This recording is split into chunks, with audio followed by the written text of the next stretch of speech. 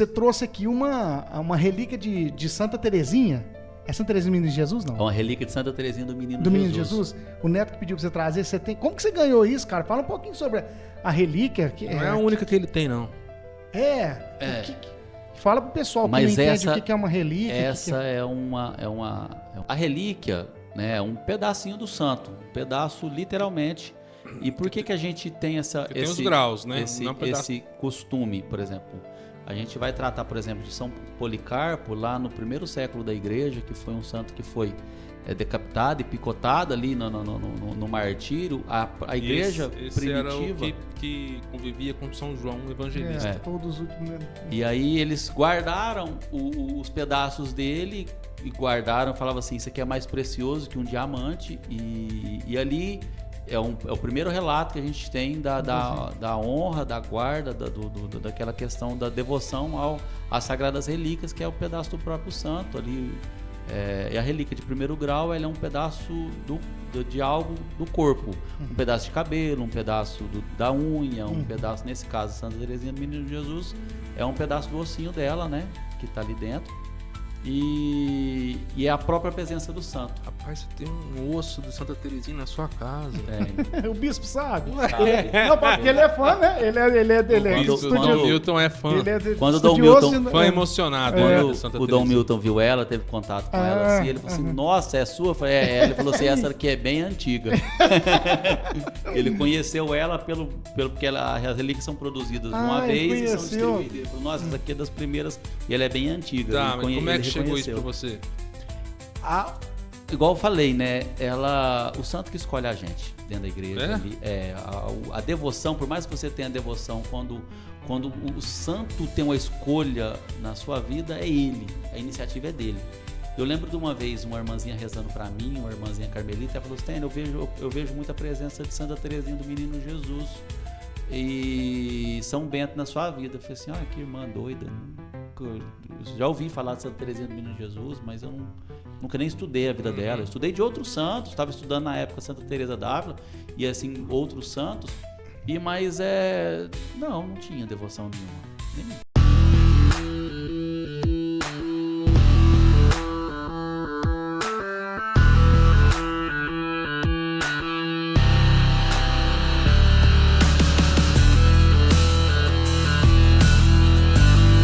Estamos começando mais um Metamorfose, eu sou o Marcelo, o apresentador que acredita que o ser humano está em plena transformação, nascendo de um novo casulo a cada dia. Quero agradecer a você que é inscrito no nosso canal e pedir a você que não é inscrito para se inscrever.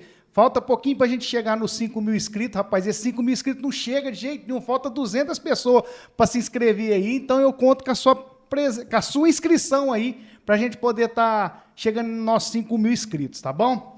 Pedir também que o pessoal para seguir na nossa página no Instagram também, é podcast Metamorfose, _, o que é mesmo? Não, é podcast _ Metamorfose, tá? O pessoal chega lá, a gente coloca os cortes, tem alguns vídeos lá muito interessantes para quem gosta de algum conteúdo que é relevante aí. Pessoal, hoje eu tô aqui com o meu companheiro Neto Lino, que muitas vezes já participou desse programa, é sempre uma honra, né, Neto? Eu sempre te encho o saco, né, Neto? Pra você vir aqui para me ajudar. Não, é legal, bem legal, eu gosto muito aqui.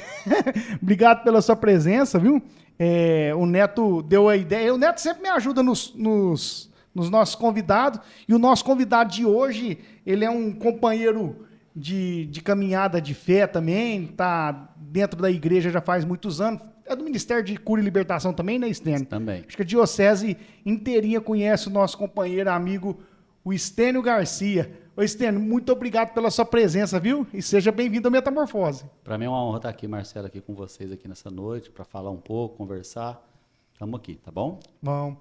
Ô, Neto, qual que foi seu intuito de lembrar do Estênio, apesar de a gente estar sempre convivendo assim? Você falou assim que vamos trazer o Estênio para nós bater um papo lá, porque o Estênio tem tudo a ver também com Metamorfose, né?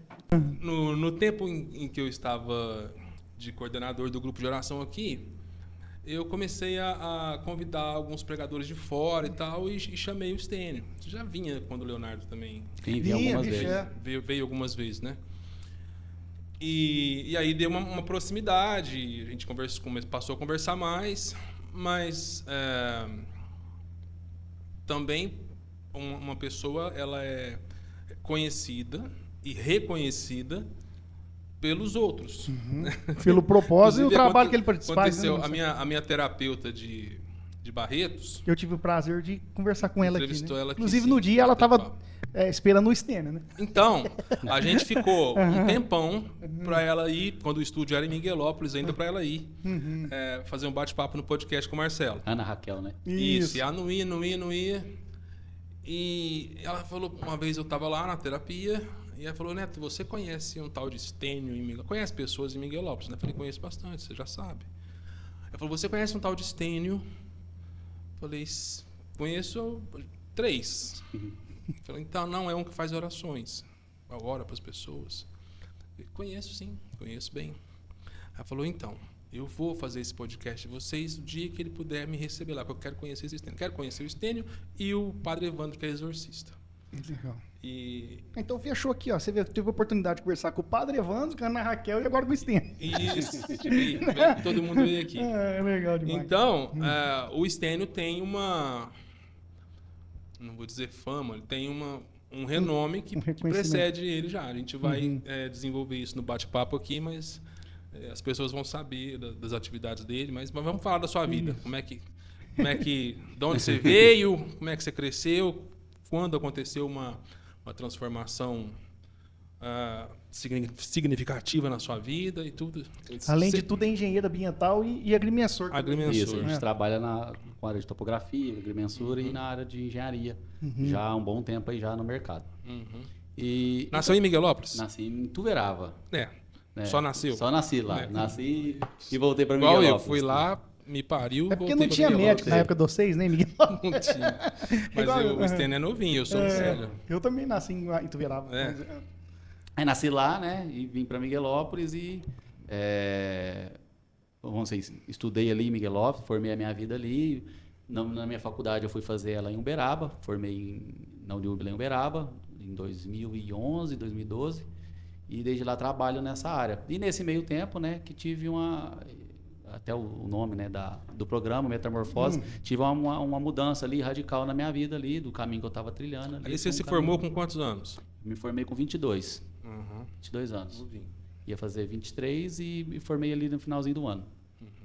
Pois, Stênio, eu lembro de você comentar comigo uma vez, você teve uma vida meio desregrada na época, né? Foi isso? Não, vamos dizer assim, não é uma vida desregrada, é uma vida de sonho do jovem. Você viveu aquele normal. O que o jovem gostaria de viver, experimentar, onde ele achava que estaria a alegria dele, e eu vivenciei isso ao extremo. E isso não me preencheu, isso não me deu sentido nem nada. Desculpa te interromper, assim, mas nesse período aí, nada de igreja, você não conhecia nada da palavra, nada disso. Nesse período assim. Fiz a catequese, conforme minha mãe me orientou e me levava, né? Fiz a minha crisma ali. E ia na missa quando minha mãe me levava ali. E só esse era o meu contato que eu tinha com a igreja. E como que foi a metamorfose? Era nisso que você queria chegar, Neto, ou não? Não, vamos passar pela história aí. Se formou com 22 anos, até então, tudo certo, vivendo essa... Isso, e conheci nesse meio tempo, né, vim ali bem antes, em 2011, em 2010, na verdade, conheci hoje minha esposa, né, era minha namorada na época, hoje antes de formar, eu casei, antes de formar, eu conheci ela quando eu estava na faculdade. Conheci ela aqui, inclusive aqui em Guaíra, nós vim participar do carnaval aqui e esbarrei com ela aqui na cidade de Guaíra, e dali para frente a gente começou a ter um relacionamento. Carnaval ou retiro? Carnaval de rua mesmo. Guaíra tem um carnaval famoso, né? Tudo mais. E aí tive esse encontro com ela aqui, ali a gente começou a se conhecer, começar um relacionamento, e a mulher da minha vida, minha esposa, então assim, com quem eu escolhi viver minha vida toda. E também foi um dos maiores instrumentos da minha vida para ter essa mudança que eu tive. Sim. Então foi ela que te levou mais ou menos assim? Ela que sempre vendo vamos dizer assim, a minha autodestruição na vida, né? Que colocou, claro, com a minha mãe, com toda a minha família, que estava vendo que eu não estava num caminho legal, colocou o joelho no chão ali, intercedeu e pediu e trabalhou, enquanto o Espírito de Deus aí trabalhou, me convencendo daquilo que eu precisava. Você pode aqui ser mais específico nessa autodestruição? O que você fazia ou costumava viver? Olha, eu vivi na rua. Na vida. Era farra. Farra, mas todos os dias, dia sim, dia também. E buscando a minha alegria. buscando alegria, né? Tive algumas experiências muito negativas, a ponto de receber processos, brigas, entre outras coisas que, assim, qualquer um de fora via que o meu caminho era o fim, terminar ali, porque quando eu falo que a gente está num ciclo de autodestruição, principalmente numa vida de pecado, é quando todo mundo em volta percebe que a gente está indo por um caminho ruim, menos a gente. É igual a vida na droga, por exemplo. O cara, o usuário de droga, o dependente químico, ele acha que está querendo ser feliz. Você não E teve que tá no controle. Mas todo mundo em volta percebe uma autodestruição dele, e é igual a vida de um pecado. Você busca uma felicidade, o pecado é isso, né? Uma busca da felicidade onde a felicidade não está. E você acaba se frustrando, e minha vida foi essa frustração toda, até que um dia eu estava separado, né, da minha namorada, da minha esposa hoje, e aí eu falei, eu quero um lugar diferente, eu não quero ir para festa, no carnaval. Eu estava até com medo, na verdade, né? Tava com alguns amigos e, nós vamos para tal lugar e tal, e para uma cidade, passar o carnaval lá, e eu falei assim, eu vou. Aí tive um acontecimento que eu bati, não foi um acidente de carro, mas eu bati meu carro, uma tarde assim, sem bebida, sem droga, sem nada. E eu falei, não, eu preciso arrumar um lugar diferente para mim, não dá para mim estar nessa vida mais, eu não vou, se eu for para lá eu vou morrer, eu vou caçar uma briga, alguém vai acertar minha cabeça, vai acontecer algo ruim, e com medo de acontecer algo ruim. Você se jogava, né? No que jogava. Fosse. E aí eu falei, não, eu preciso de um lugar diferente, eu fiquei sabendo que haveria um retiro de carnaval na cidade de Colina, e aí só fui. Colina? Que ano? Foi em 2011, fazia acho que 4 ou 5 anos que não havia retiro, e fizeram um retiro lá, 2011. Ô, Stênio, eu acho legal falar sobre isso, porque o programa mesmo chama Metamorfose, e eu acredito que tem muita gente que muitas vezes vai familiarizar até com a situação. E a gente vê que, cara, eu acho muito difícil uma transformação da água para o vinho na vida de uma pessoa que se não for Deus. De tanta coisa que a gente estuda em termos do jeito que a cabeça funciona, a nossa mente, o cara que enquadra um tipo de vida ali, muitas vezes ele até quer sair.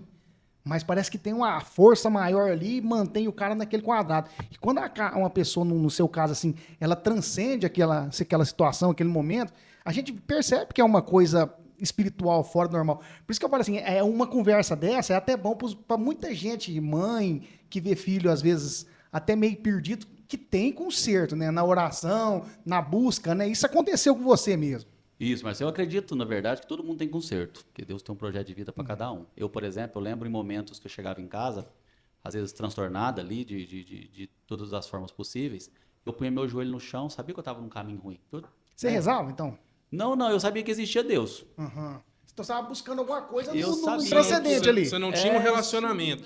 Mas eu sabia que Deus existia. Então eu chegava em casa, eu falei assim, e como eu sempre tive uma facilidade, assim, sempre estudei em escola particular, sempre tive uma criação muito boa, então sempre tive essa facilidade, sempre fui muito estudado, graças a Deus, é minha família, claro. Então eu sabia que aquilo estava indo por um caminho ruim. Só que eu chegava em casa, punha meu joelho no chão e falava, meu Senhor, me tira dessa vida.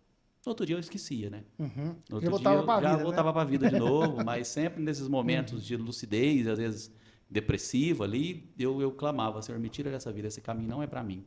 E foi mais ou menos aí um ano desse jeito, pedindo, até que Deus interveio. E o que aconteceu nesse retiro aí que foi de diferente? Foi aí que teve a transformação, não? Foi aí que teve a transformação, Marcelo, porque foi um retiro que eu fui, eu fui enganado por Deus, né? No bom sentido? No bom sentido, que as pessoas falavam assim, vai haver um retiro de carnaval. Eu sem saber nada de igreja, né? Nada daquilo que eu vivia, né? O que eu vivo hoje. Eu falei assim, como que é um retiro de carnaval? É um lugar que vai, era uma escola, vai todo mundo para lá, homens e mulheres, dorme tudo nesse sítio. Ela era uma escola agrícola, e a gente dorme lá durante 5 dias. E aí tem momentos, shows e tudo. Foi, não, eu gostei disso aí, mas eu gostei no mau sentido. Eu gostei. Eu com terceiras intenções, né? Eu falei, não, esse lugar parece legal, é um lugar bom ali. E fui. Sempre muito teimoso, né? E aí eu cheguei no ônibus, ninguém tinha me chamado. Você foi? Eu fui. De alegre mesmo. Saber que tinha que fazer inscrição antes? Tinha, mas eu montei, eu apareci no ponto de convite, ônibus. Não teve convite. Apareci no ponto de ônibus, só perguntei, o que tem que levar? É um colchão e uma mala. Eu juntei um colchãozinho do lado, uma mala e fui. Chegou no ônibus, vários amigos meus lá, e eles olharam assim, Sei onde você vai? Eu falei, eu vou no retiro de carnaval. Alguém te explicou o que que é? Eu falava assim, ó, me falaram que é um lugar que vai todo mundo, a gente vai ficar lá durante 5 dias. Eu gostei, achei interessante, né? Mas te falaram mesmo? Ah, não enche o saco. Aí fui, aí eu vi alguns amigos meus que estavam, amigos de infância meu, eu falei, nossa, por isso que você sumiu lá de casa, né? Você tá com essa turma da igreja aqui, e ainda falei um palavrão ainda, né? O coração bem arredio ainda. E fui, e cheguei lá, né? Aí falaram que eu tinha que acordar cedo, né? Eu falei, não vou acordar cedo, né? Na minha época ainda, nem, vamos dizer assim, nem minha mãe fazia eu acordar cedo. E aí eu falei, não, eu vou dormir até mais tarde. Não, não pode, porque não pode ficar na sala, não sei o quê. Eu falei, então eu vou arrumar uma barraca. Arrumei uma barraca e dormi numa grama. Agora arrumei uma barraca para dormir longe do povo, para mim poder dormir e acordar a hora que eu queria. Tamanho trabalho que eu dei. E aí foi, e as pessoas foram contando que Deus estava agindo na vida delas. Eu cheguei na sexta-feira lá, à noite, passou sábado, passou domingo, passou segunda, né? E todo mundo tendo uma transformação, mudando de vida. Eu falei, esse povo tá tudo doido, gente. O que esse povo tá arrumando? Que cabeça ruim desse pessoal que tá falando, que tá com a cara inchada de chorar. Eu falei, ixi, onde eu vou enfiar? E não tinha como eu ir embora. Porque ninguém queria me buscar, minha mãe não ia me buscar, ninguém. Eu não ia, também eu era muito orgulhoso, né? Eu não ia ligar pra minha mãe para falar que eu não dei conta de ficar ali.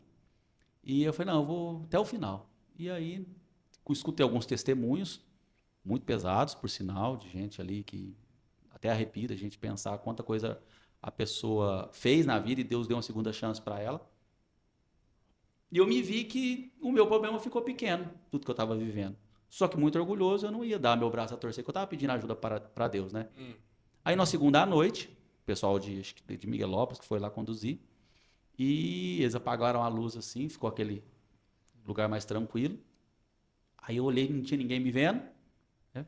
E eu fiz uma oração. Eu falei assim, Senhor, se o Senhor tirou a vida, esse fulano dessa vida ruim, tira eu também. E fechei meus olhos.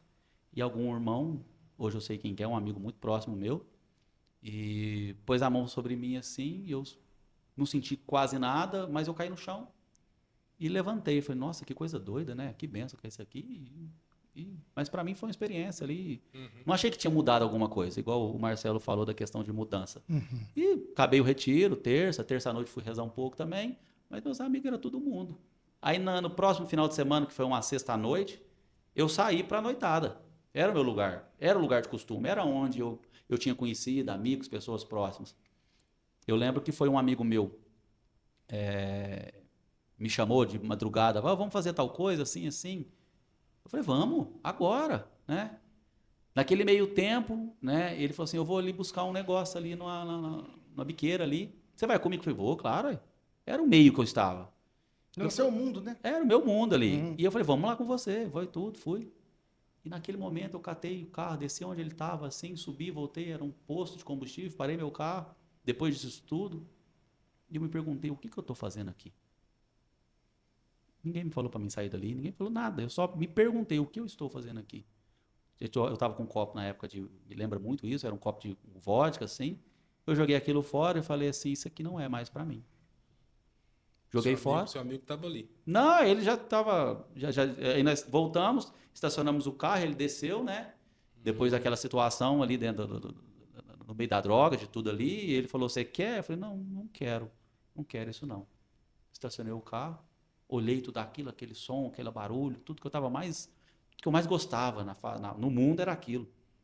Eu falei: O que eu estou fazendo aqui? Isso aqui não é mais para mim. Joguei fora o copo de bebida, liguei para os meninos da igreja.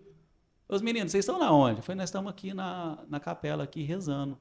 Eu posso ir para aí? Rapaz, que diferença, a gente saiu do inferno pro céu, assim, tipo assim, né? E aí eu falei, claro, Esteno, isso era 1h30 da manhã, 2 horas da manhã. Liguei para eles aquele horário, eu falei, vem para cá. E fui aquela noite, e fui na próxima, e fui na próxima, e fui na outra, e fui vindo, e fui tendo curiosidade, fui perguntando, fui querendo saber. E ali começou um processo de restauração na minha vida. Teve um irmãozinho meu, Rafael, ele virou para mim assim, quem que você namora? Quem que você namorava antes de vir? Eu namorava a Fabiola. Fabiola? Eu falei, Fabiola, assim. Ah, da igreja, assim, foi. Você namorava ela? Eu falei, sim, namorava ela. E você largou dela, uma menina, uma bênção de mulher daquela? Eu falei, sim, eu fiz ela sofrer demais, o que que eu tenho mais para ela? Não, isso está errado. você vai voltar com ela. Eu falei, eu não quero nem pintar de ouro. Não, não quer saber. Eu falei, não, mas você vai voltar com ela. Eu falei, ó, só por um milagre. Aí eles me puseram no carro, eu lembro até hoje, ele falou, entra aqui. Puseram no carro, deixou na porta da casa dela. Falei, agora você desce, pede perdão para ela voltar para sua vida de novo. Ah, mano, tava apaixonado ali por Deus, tudo que vocês me andassem pular de um prédio, eu pulava. E assim eu fiz, ali ela me aceitou de volta. Então, isso aí era de madrugada também? Não, isso assim, durante a semana, né? Ah, Não foi tá. tudo no mesmo dia, não. Foi aquele processo. Ah, tá. Naquela semana, tudo, eu falei... E aí eu pedi perdão para ela falou assim que sempre rezou para que ela se eu conhecesse o Deus que ela conhecia. E ela, no dia que ela me viu na missa da quarta-feira de cinzas, ela falou assim para mim, ô Senhor, eu aguentei esse homem tanto tempo na minha vida... Voltando do retiro. Do retiro, na quarta-feira de cinzas. Eu aguentei esse homem tantas vezes na minha vida, sem Deus, agora que ele te encontrou, faz favor de trazer de volta. Aí. Legal, hein? E aí logo eu me encontrei com ela, e a gente voltou, e a gente passou um tempo, a gente noivou, casou, e estamos juntos aí, vai para 15 anos juntos já. Uhum. Graças a Deus. Entre 12 namoro e casamento. 12 de casado e 3 ali de namoro. É isso aí. Ô, Stênio, e aí, nesse período, eu falo assim, quando a pessoa tem uma experiência dessa, eu percebi uma coisa, que isso aqui me chama atenção, às vezes passa despercebido, foi a lucidez que você teve no momento de... O que eu estou fazendo aqui? Isso é um momento de lucidez, né? Não é uma... Ou eu diria também uma estranheza nova. Também, Uma nova estranheza, porque aquilo era corriqueiro, comum, era a sua vida. Uhum. De repente você estranhou. Estranhei. Para fazer a pergunta, o que eu estou fazendo aqui? Porque você sempre esteve ali. É verdade. Era o mundo Era o dele. meu mundo. Deixa eu te falar, igual São Paulo. Paulo, apóstolo, quando ele teve esse encontro com Deus, a primeira coisa depois, quando ele ficou aqueles dias cego, ele teve fome da palavra, né? Ele quis conhecer, mergulhou. Como que foi com você nesse sentido de querer... Sabe, Marcelo, a gente chama isso de experiência do batismo no Espírito Santo. O que é o batismo no Espírito Santo? A gente chama de uma violência de Deus. Por que violência de Deus? Porque ele muda coisas em nós que a gente não pediu. Ele vem contra a nossa... É lógico que a gente se abre para Deus, mas a partir da abertura ele transforma em coisas na nossa vida que a gente não necessariamente pediu, que a gente queria que ele mexesse. Mas ele vem e transforma. E além disso, ele transforma isso que você falou. Ele dá uma curiosidade para conhecer a Deus. Eu quero saber quem é esse homem que tocou na minha vida dessa forma e que me transformou. E isso que você falou, essa lucidez, nada mais é que o batismo no Espírito Santo, que é essa mudança. Que mudou coisas em mim, e eu não pedi para ele me tirar dali, daquele jeito, a ponto de fazer eu perder o prazer e o gosto de estar ali. Pedi para ele me mudar a minha vida. E o jeito que ele ia mudar, eu não dei o script. Ele só transformou, e só que ele transformou muito além do que eu pedi. Do jeito que tinha que ser transformado, né? Transformado. Ô, Stênio, mas aí nesse período aí eu quero entender essa parte sua de buscar conhecimento da palavra, como que foi, quem que você buscou, você teve mentor, você aprofundou na Bíblia, quis conhecer a igreja. Quer acrescentar também, Neto? Isso era uma coisa que eu estava aqui para falar também, que era a gente envolvido, pertencente ao movimento Renovação Carismática Católica. Sim. Nesse movimento, desde quando eu conheci há 80 anos atrás, é muito falada uma frase: Deus não escolhe os capacitados, capacita os escolhidos.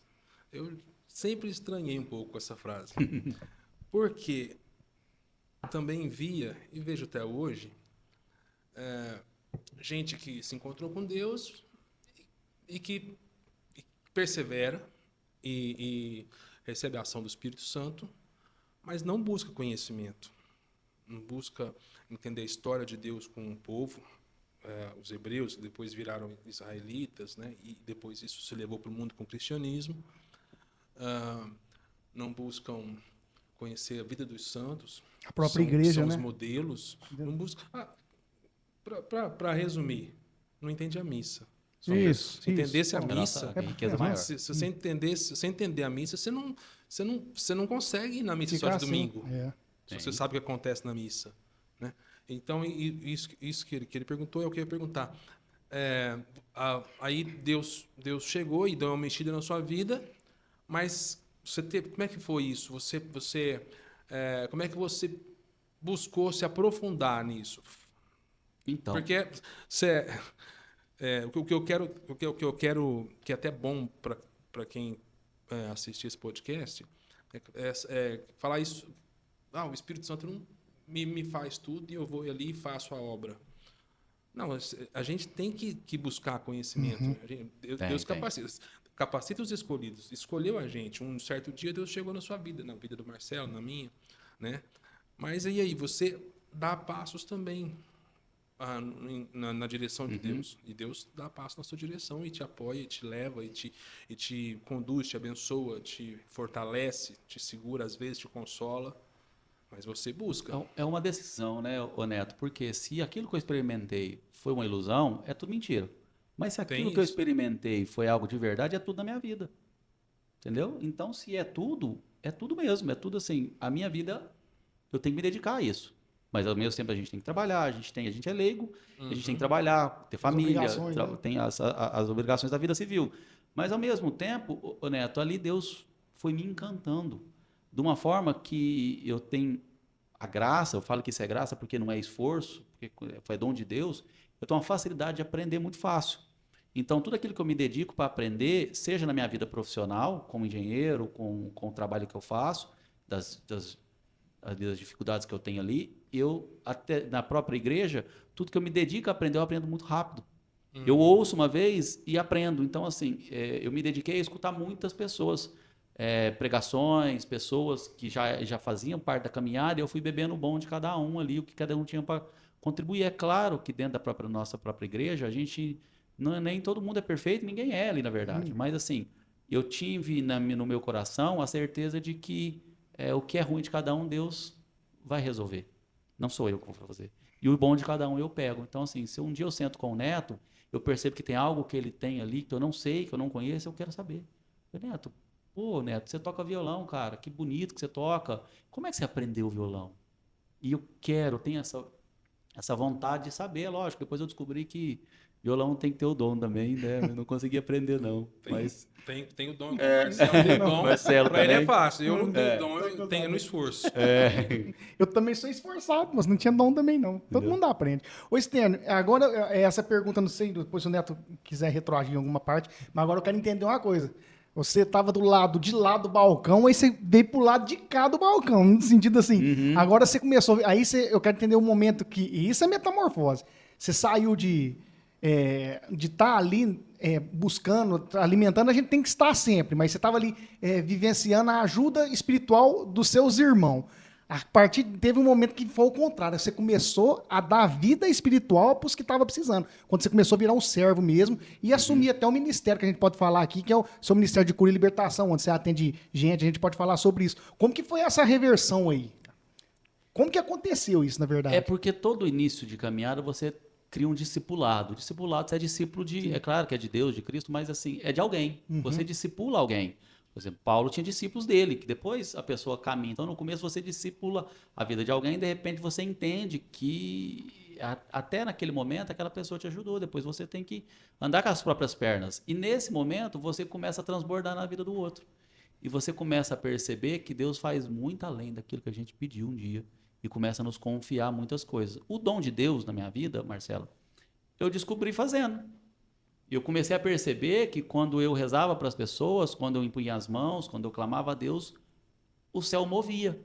Legal. As coisas aconteciam e eu falava, pô, que impressionante. Vinha às vezes ali uma palavra de ciência, vinha algo ali, algo que acontecia na vida daquele irmão e eu falava, pô, velho, que coisa diferente.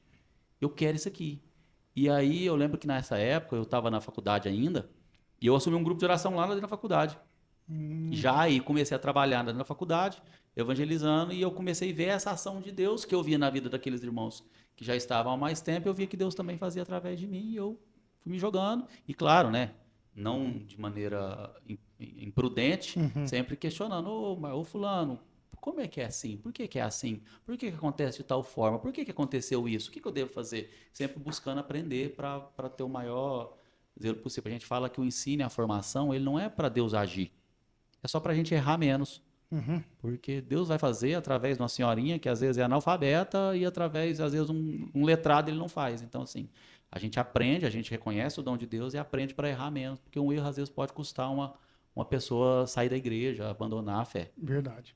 Quanto tempo faz, Stênio, que você já está nesse ministério? Fala um pouco do que é esse ministério Porque você dá suporte também pro Padre Evandro, né? Sim, trabalho como auxiliar de exorcista ali com ele. Auxiliar de exorcista. E parece que vocês têm que atender na diocese também, tem isso, também, né? às vezes a gente sai de cidade, vai em outras cidades. O ministério é reconhecido por isso também, né? No sentido de, igual tá o Padre Evandro, vocês têm que estar sempre trabalhando. E me fala um pouquinho, você quer perguntar alguma coisa, Neto, sobre isso?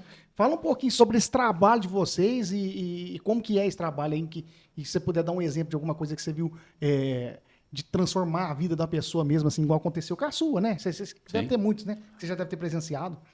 Seria legal também você falar das formas de opressão espiritual que se tem, quais são as mais comuns e as mais raras, e se isso está muito frequente na sua vida, está muito frequente na região aqui, na diocese. Sim. Lógico, a delegação ela é feita pelo bispo, né? O bispo que ele é o ordinário local, ordinariamente é ele, e ele delega, no nosso caso aqui, ele delega para o meu pároco lá de Miguelópolis. E no que o Neto colocou, o mais grave de todas as manifestações é a própria tentação.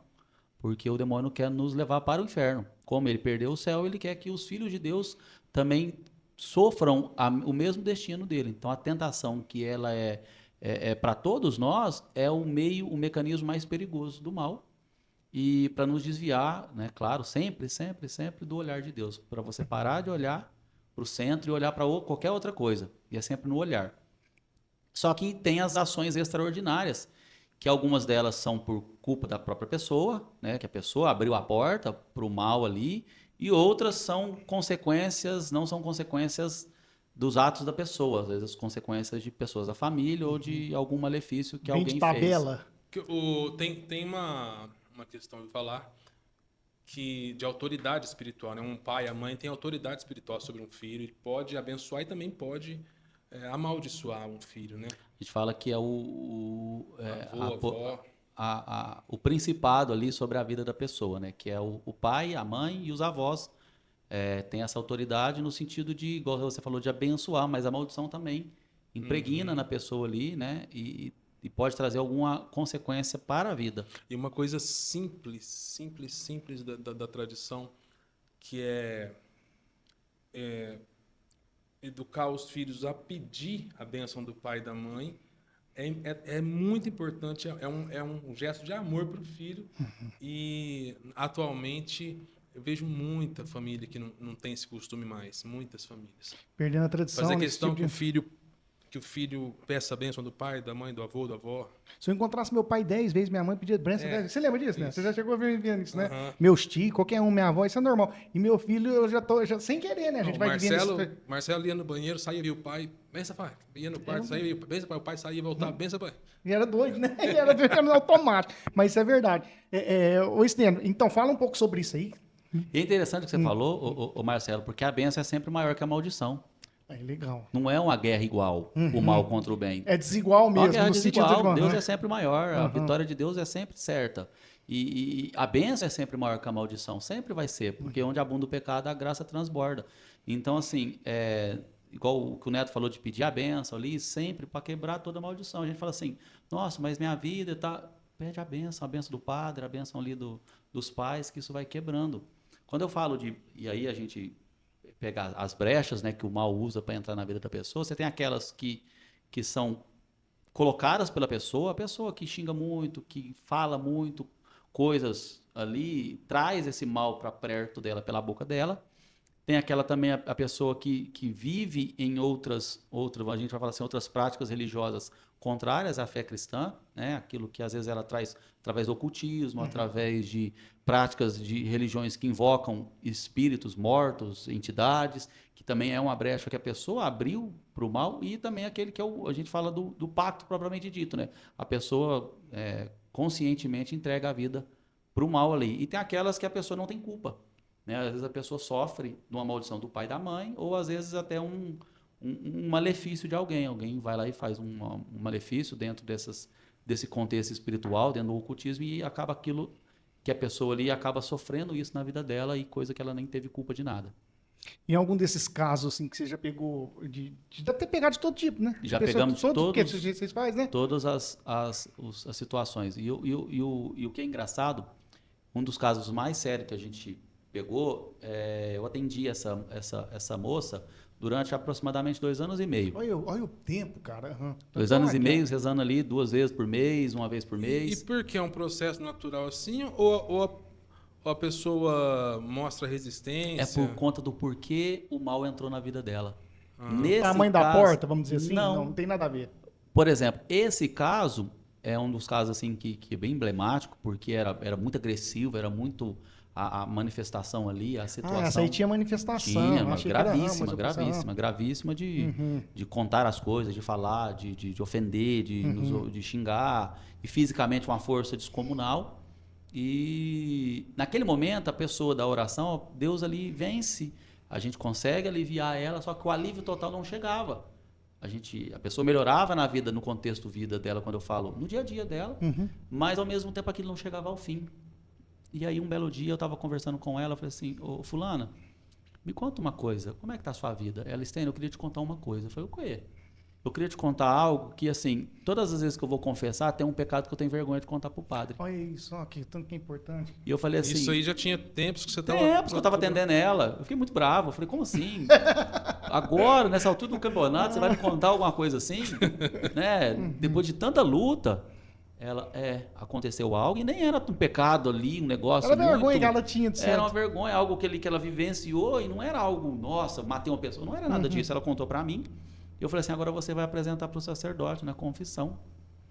Ela apresentou para o sacerdote, a gente voltou e rezou, nunca mais aconteceu. Putz, olha só. Olha o então, sacramento. Quer dizer que olha isso que eu ia falar. Olha como que tem a ligação de espiritual, céu e terra mesmo, né? Se você não desprega na onde que tem a autoridade para despregar aquilo da sua vida, né? A gente porque fica... por mais que ela confessava, o sacramento era inválido porque tinha coisa que ela escondia do padre. Porque ela tinha consciência, né? Não é que era o mesmo dos esquecidos. Não, não é os esquecidos e os não lembrados. Porque ela não estava esquecendo. Não, Ela decidia não contar. E um caso como esse, ela teve essa situação. A gente vai chamar isso de obsessão, né? Antigamente usava-se o nome opressão, hoje se usa o nome obsessão na vida dela, que era uma manifestação muito além, que a vida dela era muito perturbada por conta disso. Você trouxe aqui uma relíquia de Santa Terezinha. É Santa Terezinha do Menino Jesus, não? É uma relíquia de Santa Terezinha do Menino Jesus. O neto que pediu pra você trazer, como que você ganhou isso, cara? Fala um pouquinho sobre a relíquia. Não é a única que ele tem, não. Fala pro pessoal que não entende o que é uma relíquia. A relíquia, né, é um pedacinho do santo, um pedaço literalmente. E por que a gente tem os graus, né? esse costume, por exemplo?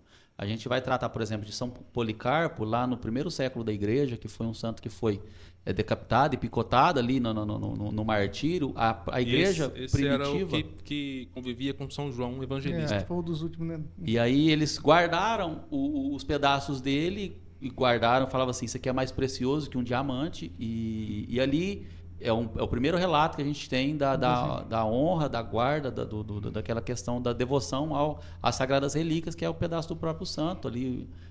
E a relíquia de primeiro grau, ela é um pedaço de algo do corpo. Um pedaço de cabelo, um pedaço da unha, um pedaço, nesse caso, Santa Teresinha do Menino Jesus, é um pedaço do ossinho dela, né? Que está ali dentro.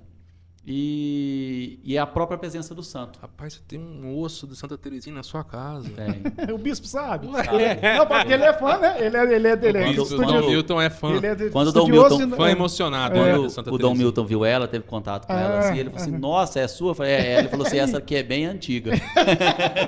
Ele conheceu ela porque as relíquias são produzidas uma vez e são distribuídas. Ele falou, nossa, essa aqui é das primeiras e ela é bem antiga. Tá, mas como é que chegou isso pra você? Igual eu falei, né? O santo que escolhe a gente dentro da igreja. Ali, a devoção, por mais que você tenha devoção, quando o santo tem uma escolha na sua vida, é ele. A iniciativa é dele. Eu lembro de uma vez uma irmãzinha rezando para mim, uma irmãzinha carmelita, ela falou assim, eu vejo muita presença de Santa Teresinha do Menino Jesus e São Bento na sua vida. Eu falei assim, que irmã doida. Eu já ouvi falar de Santa Teresinha do Menino Jesus, mas eu nunca nem estudei a vida dela. Eu estudei de outros santos, estava estudando na época Santa Teresa d'Ávila e assim outros santos, mas não tinha devoção nenhuma. Nem mal conhecia Santa Teresinha do Menino Jesus, a não ser aquilo que era senso comum. E um belo dia, no dia de Santa Teresinha do Menino Jesus, uma irmãzinha minha aqui de Guaíra, a Larissa, virou para mim, Stênio, você é muito amiga das irmãzinhas lá da cidade de Maria, as irmãs de Santa Terezinha. Eu falei, sou, conheço ali a irmã Ivone, a amada da época que era a irmã Salete, estavam lá, e eu conheço elas. Você não pede para ela uma relíquia, aquelas de 2º e 3º grau, para a gente distribuir aqui no nosso grupo de jovens? Eu falei, peço sim.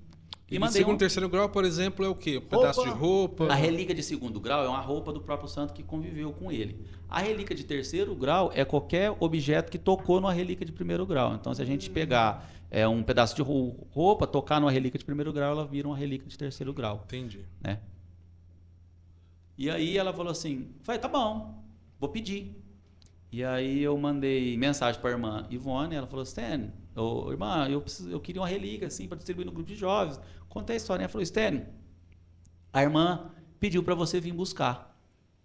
Eu saí de Miguelópolis, isso era de manhã. Falei, vou buscar aí sim. Falei com a minha esposa, eu não estava trabalhando no dia, eu falei, vamos lá em Barretos comigo? A irmã pediu para me buscar uma relíquia. E eu fui lá para buscar uma relíquia de 2º grau, um 3º. A minha intenção era essa. Na hora que eu cheguei na cidade de Maria, eu encontrei a irmã. Eu falei assim, ô irmã, como você tá?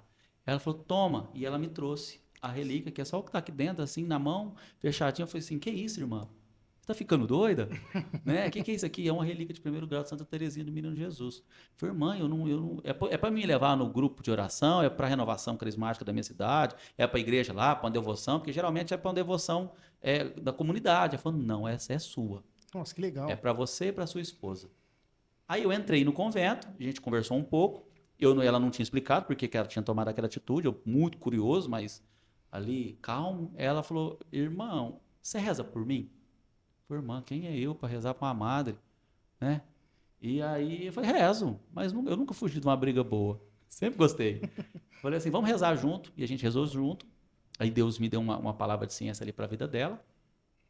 Acabou a palavra ali, a oração, ela falou assim, você falou algo para a minha vida que tem 30 anos que eu apresento para o meu confessor. Eu nunca tive um caminho. E hoje você me deu o caminho que eu preciso tomar, a decisão que eu preciso tomar. Eu falei, nossa, irmã, que bênção, né? Olha como Deus é bom. Né? Aí acabou tudo. Eu falei, irmã, me explica um negócio, irmã. Por que você está me dando essa relíquia, pelo amor de Deus? Ela falou assim, eu passei essa madrugada em claro, passando uma situação ali muito difícil, um combate espiritual muito feio. Eu falei, irmã, e eu pedi, pelo amor de Deus, para Santa Terezinha me enviar alguém. Na hora que eu vi que a irmã Ivone falou assim, o Stênio está querendo uma relíquia, eu sabia que foi Terezinha que enviou vocês. Que coisa, hein? Rapaz? E aí, se ela escolheu ficar com vocês, quem sou eu para falar o contrário? Eu sabia que ela que queria. E na hora, e ali eu recebi, claro, com o coração em lágrimas ali, dei um abraço nela. Mas você tinha também as de 2º e 3º grau pro grupo ou só essa daí? Não, só essa, eu não consegui, eu esqueci de todo mundo que tinha me pedido alguma coisa. Ali naquele momento ali, eu esqueci até do propósito que eu estava ali. Eu lembro que eu cheguei em casa, aí putz, e agora? Montei no carro e vim embora. Cheguei em casa, sentei com a minha esposa assim, pus a relíquia no meio da sala assim. Falei, meu amor, a mulher resolveu morar com a gente. Vamos ter uma santa morando com nós agora. Como vai ser nosso casamento agora? Não dá pra gente viver do mesmo jeito. Não que a gente fazer algo de errado, não, mas o convívio, a vida não dá pra ser a mesma. A mulher santa da igreja católica lá de Lisieux, lá da França, resolveu vir morar na minha casa. Que a presença do santo, a presença da relíquia está no próprio santo ali. E ali Deus começou um projeto de vida para mim e para minha esposa, através de Santa Terezinha do Menino Jesus, que a iniciativa foi dela, não foi nossa. E ali a Fabíola, por exemplo, fazia uma novena para Santa Terezinha do Menino Jesus, que tem ali aquele velho que fala, né, de ganhar uma rosa. Aparecia um aluno e dava um buquê para ela. Aparecia, às vezes, algo ali e começou a ser algo extraordinário, que a gente começou a vivenciar. E, assim, foi iniciativa do céu, não nossa. Legal demais. Essas experiências deixa a gente meio chocado, né? Pra quem não é. Até quem tem fé, né? Porque você fala, nossa, mas Deus tem hora que clareia algumas coisas na vida da gente. Eu falo que a oração, eu já assustei muito com o que a gente pede pra Deus, às vezes, faz um jejum, alguma coisa. Como que parece que abre, né? Ô, Stênio, aí depois, antes disso, você era devota a Santa Terezinha? Não. Nunca fui. Aí depois que você começou a depois que eu comecei a ter devoção, comecei a ler o livro dela, História de uma Alma, comecei a ver as obras dela e comecei a rezar com ela. Né? Mas até então, eu só conhecia a santa que dá rosa para os outros. Ô, Stênio, você falou um monte de coisa linda aí. Essa parte da da relíquia, nossa, dá até uma invejinha. Mas tá aqui pertinho, então tá bom. Aqui. Já tá abençoando o seu estúdio aqui, Amém. mas é o seguinte, os servos, e um servo de grande atividade como você, às vezes as pessoas não entendem como é a sua vida. Pensam uma coisa que não chega a ser. Ou assim, não acertam. Por exemplo, assim, pode ter gente que fala assim, eu queria ter um marido igual da Fabíola, eu queria ter um marido igual o Stênio. Não o marido que eu tenho. Eu queria ter uma esposa igual a Fabíola. Né? E a Fabíola sabe quem você é, muito melhor que os outros. Você sabe quem a Fabíola é. Igual agora, minha casa é assim. E a gente Eu tá não sou falando, casado com você, mas eu sei quem você é. Fabiana, coitadinha não de você, sabe, viu, Fabiana? eu sou Tô pior do que você pensa. Eu escrevo de vez em quando. Eu sou bem pior do que você mas pensa. E aí, Neto? Mas o que eu queria perguntar, que a gente está falando de santos aqui, esses tempos agora eu estava dando uma olhadinha na vida de São João da Cruz, né? Vocês gostam dos místicos, né? É. É bom. Aí eu estava te perguntando, você teve aí o impacto do retiro, depois de tudo isso que você já falou aqui, mas nesse tempo aí, você já teve algum sentimento de abandono? A gente passa muito, Neto, o próprio sentimento, porque Jesus... Abandono, sim. Pessoal, você fala. Cadê Deus agora? Porque quando você... Sofrimento, abandono, alguma coisa Quando assim. você vive com Jesus ali, tem uma vida em Deus, ele divide todos os sentimentos dele com você. Os bons e os ruins. Os dele? Os dele. Você sente o abandono, a morte. Jesus volta à cruz e disse, Pai, por que me abandonastes? No momento mais difícil de Jesus, os amigos dele abandonaram ele. Ele tinha a mãe e um amigo o mais próximo ali com ele na cruz. No momento mais de dificuldade, que ele precisava de olhar para um amigo que às vezes ia ser um consolo para ele aguentar até o final. Eu acho que o João ali, ele tinha muito medo, mas eu acho que é tipo assim, quando você tá com muita fome ou muito sono. Tá com uma fome e aí você fala, não, eu preciso mais de dormir do que de comer. Eu acho que o São João, ele tinha mais amor do que medo. Ele ficou ali, não fugiu igual os outros. Né? O amor que sobrepôs. E aí, Neto, você vivencia isso na caminhada. Você vai ter momentos que você vai sentir a perseguição. Você vai ter momentos que você vai sentir o abandono. Você vai ter momentos que você vai sentir a solidão. Você vai estar rodeado de pessoas e vai ficar se sentindo sozinho. Isso é porque o Cristo que a gente comunga todo domingo na missa, a comunhão com Deus, ela é uma comunhão, não é plena, porque nós vamos ter isso só na morte, mas assim, já é uma caminhada para viver aquilo que Deus quer dividir. Deus quer se comunicar conosco. Então, o jeito que ele faz isso é dividir no sentimento, a vida e tudo, e a gente experimenta isso. Eu entrei nesse tópico porque, assim, pode-se pensar, o cara vai fazer batalha espiritual com o padre exorcista, o cara é um super-homem. Não é assim, né? A gente tem ou dias ou períodos em que a gente pode se sentir fraco e abandonado, sem forças, né? Às vezes eu por exemplo, que não sou um cara de tanta oração igual você, às vezes eu não tenho vontade de rezar. Aí já aprendi, reza sem vontade, reza igual a Santa Teresa, vai contar os tijolos, conta os blocos, né? Mas é muito mais gostoso quando você está ali no namoro com Jesus, ali naquela troca, né? E tem tempo que não tem isso. Você levantar isso aí, que é até bom, que é uma coisa que talvez pode passar despercebido, mas você vai falar. Como que é a sua vivência com o sacramento, principalmente da confissão? Que talvez a gente, eu não sei como que você é como se fosse um soldado de frente da guerra. Né, assim, tá ali no. Sim, não é? Ali no. Então, se você não tiver com os escudos bem preparado, você já deve ter tido experiência, às vezes, de não estar numa confissão, alguma coisa, de certas forças, mas como que é a sua vivência com o sacramento da confissão? E qual é o período que você sempre confessa e comunga? E se você busca para manter essa força, só oração ou o que mais? O que o Neto também falava, assim, que é um negócio, entrando nesse tópico que você está falando, que eu tinha na minha cabeça que eu não podia viver através de sentimento. É na razão. O Ricardo fala isso. Pura, porque assim... Ele fala isso, mas... Eu falei, é mais gostoso, mas a vida não é só isso. Mas de vez em quando tem algumas consolações, mas não é isso que motiva. Porque assim, eu tinha na minha cabeça que o resultado de uma vida diferente daquela eu já sabia. Era um coração deprimido, era uma vontade de morrer, era uma vontade de se sentir sozinho, uma vontade de tantas outras coisas negativas. Então, na razão, eu sabia que aquilo era errado. E eu sabia o resultado da outra vida, da dita vida boa. Então, eu sabia na razão que eu sei que com Deus é difícil também, mas sem Ele é insuportável. Então, eu punha na minha cabeça que eu precisava viver no sacramento, vivendo comungando na missa, vivendo em confissão, buscando a Deus. E, por mais difícil que seja, porque às vezes a gente tem a ideia que as coisas são belas e bonitas. E não são. A gente é perseguido, é levantado. O próprio demônio usa das pessoas para levantar calúnias. O nome das pessoas, o nome da gente, e colocar uns contra os outros, que é o modus operandi que ele sempre teve na igreja, e a ponto das pessoas desacreditarem totalmente na sua pessoa. Sim. E você se sentir, às vezes, sozinho, a ponto de você olhar assim, poxa, eu não confio em mais ninguém dentro da igreja. E o que eu vou fazer? Eu vou me defender? Eu vou responder ao que eu estou passando, as perseguições, as calúnias? E Jesus falou, não. Jesus, Nossa Senhora é advogado, o Espírito Santo é advogado, Jesus é Senhor. Então, Ele vai defender. Eu falei, eu vou silenciar? Não vou nem... Não.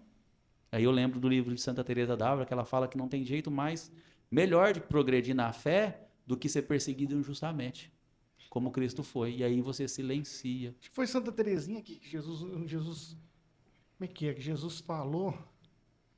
Deixa eu lembrar a passagem aqui, que você está falando de sentir...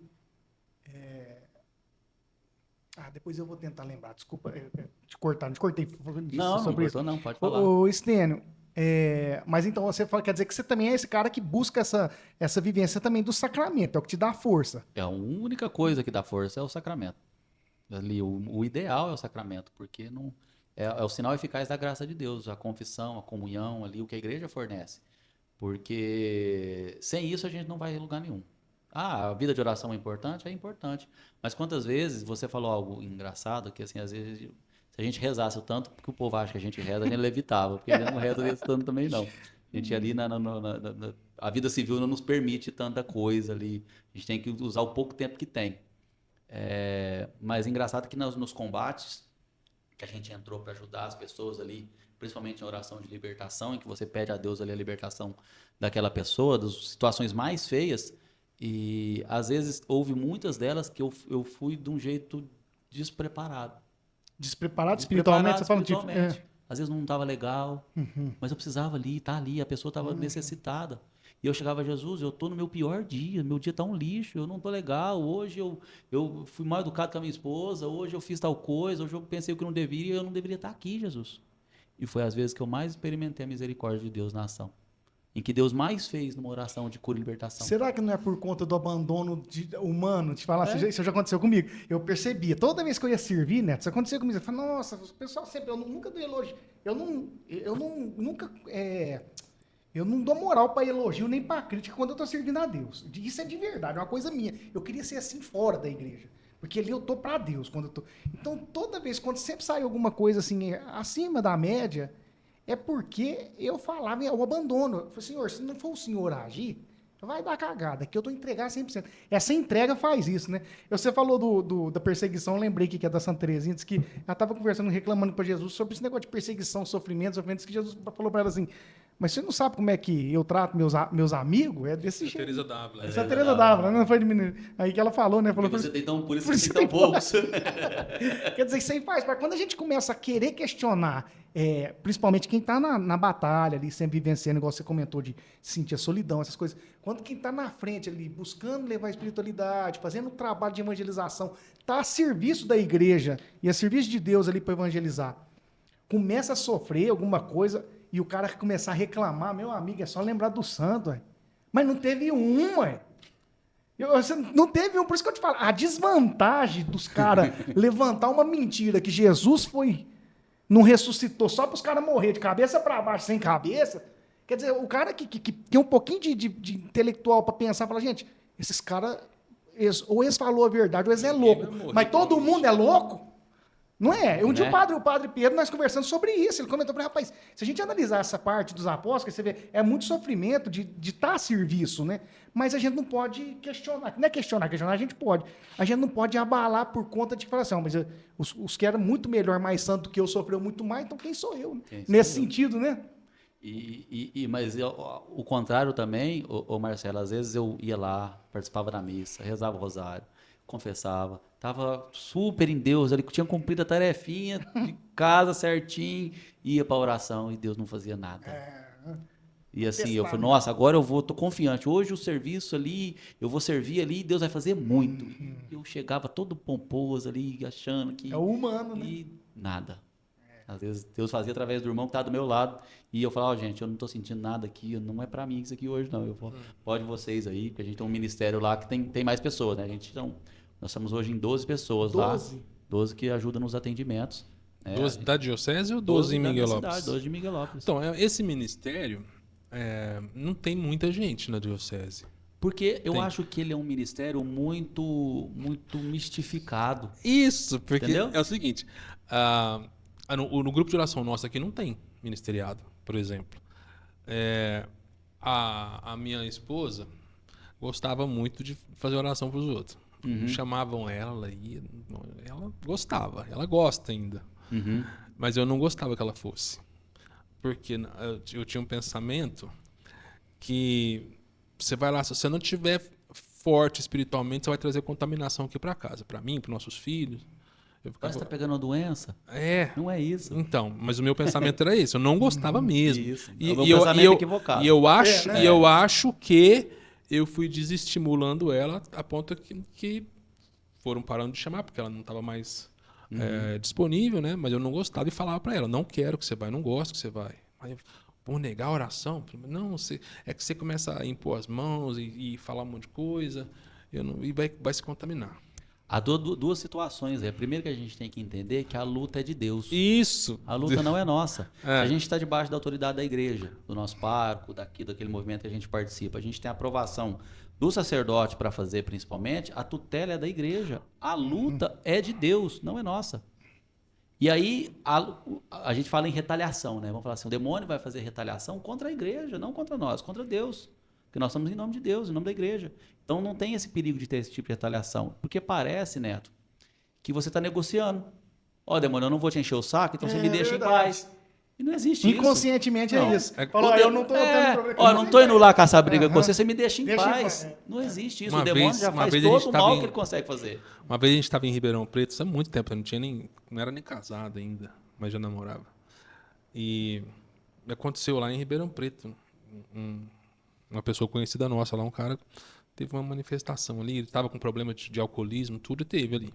A gente estava na turminha de amigos que era da igreja.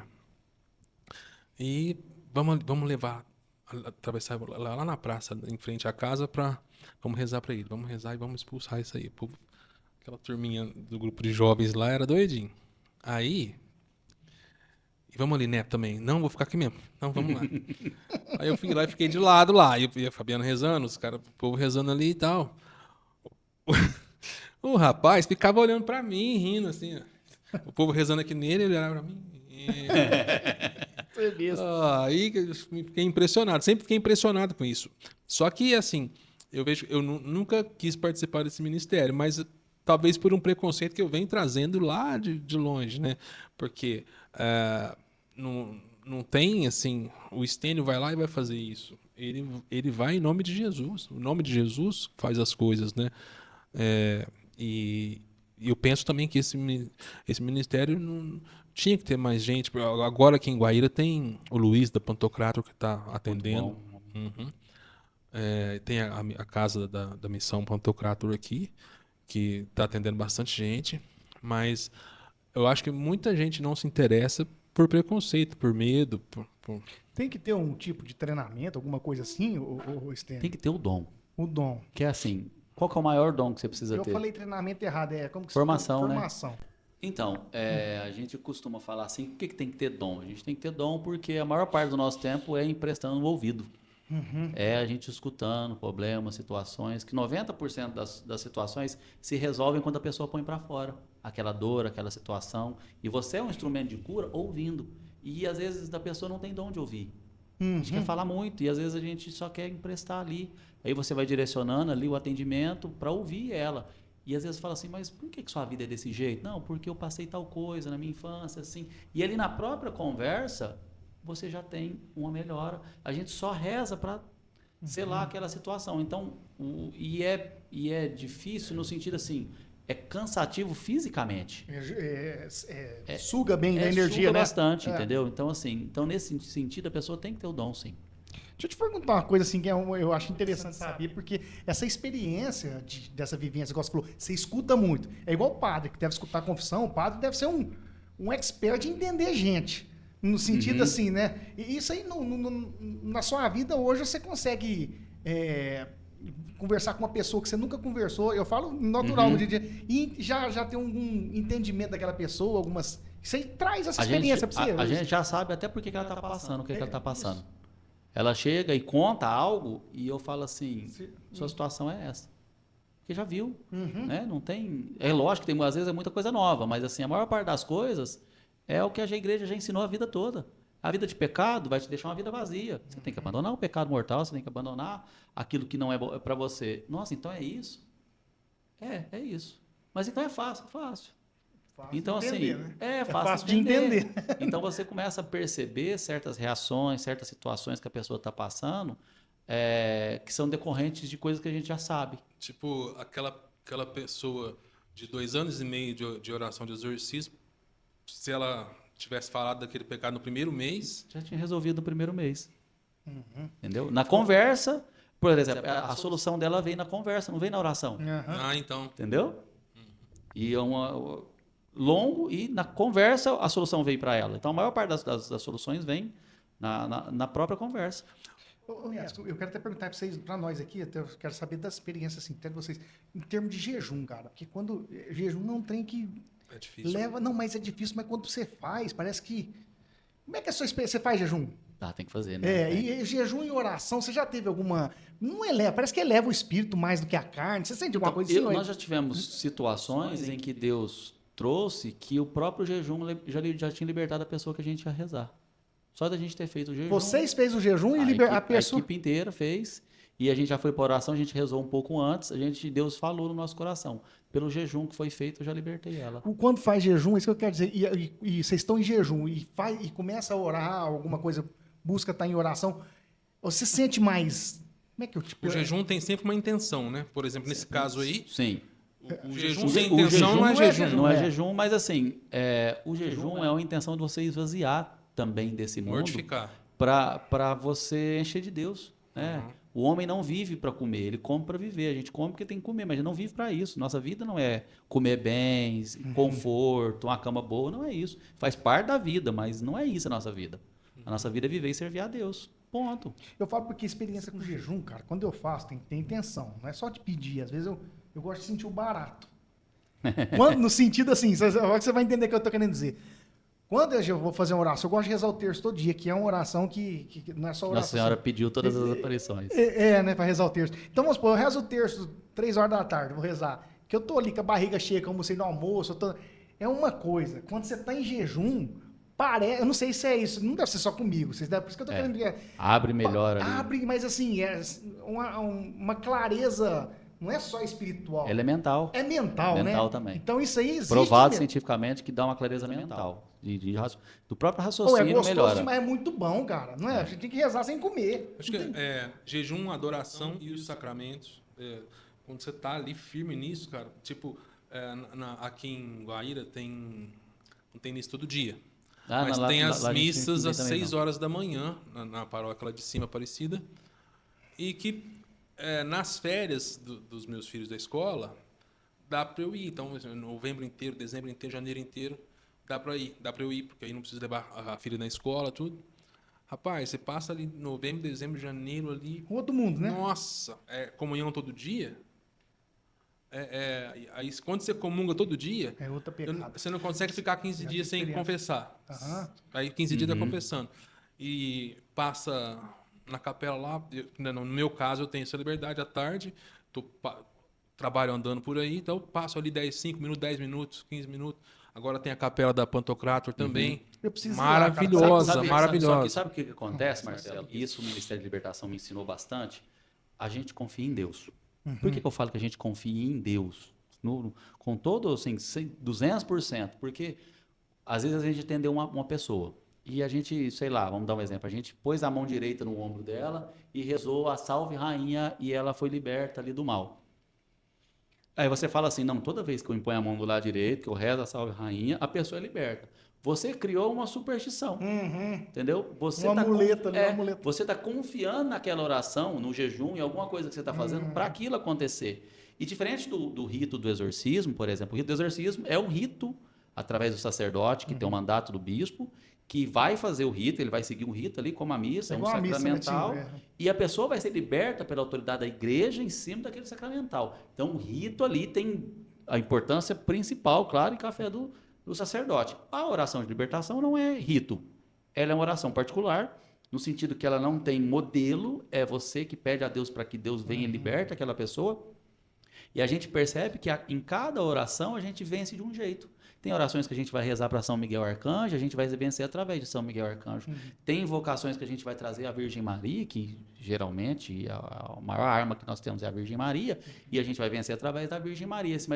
Mas todas as vezes que a gente leva algo assim, nossa, vou fazer tal coisa e isso vai funcionar, não dá certo. Você cria uma crença ali que não tem nada a ver, né? Então, assim, é lógico que o sacramento, tudo isso é importante, mas a fé em Deus tem que ser a parte principal. Você falou a palavra que é tudo aí, que é a confiança, né? A pegada de vocês é outra. Se não confiar em Deus, nós não conseguimos. Às vezes você fala assim, nossa, pô, mas eu tô indo para oração, eu tô sem meu terço na mão, tô sem minha água benta, eu tô sem minha água exorcizada, eu tô sem meu óleo exorcizado, e aí, nós vamos fazer o quê? Nós vamos confiar em Deus. Como que é trabalhar com o Padre Evandro? Olha, cara, o Padre Evandro é um sacerdote, é o nosso pároco há muitos anos, né? E ele, como todo ser humano, você aprende a lidar, igual aprendi a lidar com a minha esposa, aprendo a lidar com meus amigos, a gente aprende a lidar com o nosso sacerdote, né? O Glauco comentou que o Padre Evandro ele é totalmente diferente nos atendimentos, né? Dos outros vê assim, ele é mais amoroso, ele é bem dedicado nisso, né? Olha, eu costumo falar e falo isso para ele assim, que a espiritualidade dele mudou drasticamente a partir do Ministério de Exorcismo. Eu falo isso para ele, assim, nossa, Padre Evandro, você tem não que você não tinha a presença de Deus, claro que tinha que ser padre, mas assim, hoje transborda. Hoje transborda através de uma bênção, através de uma imposição de mãos, através de um olhar. Ele olha e ele tem um dom muito extraordinário que é sentir aquela presença, né? Ele chama de sensitividade, mas assim acaba sendo um discernimento dos espíritos, que ele sente que algo ali não está legal. No olhar, não está perto. Porque ele é padre, ele é a presença real da igreja ali. Então isso, apesar dele já ter esse sentimento, essa forma de sentir isso nos outros, ele não sabia o que fazer com aquilo. Hoje ele sabe.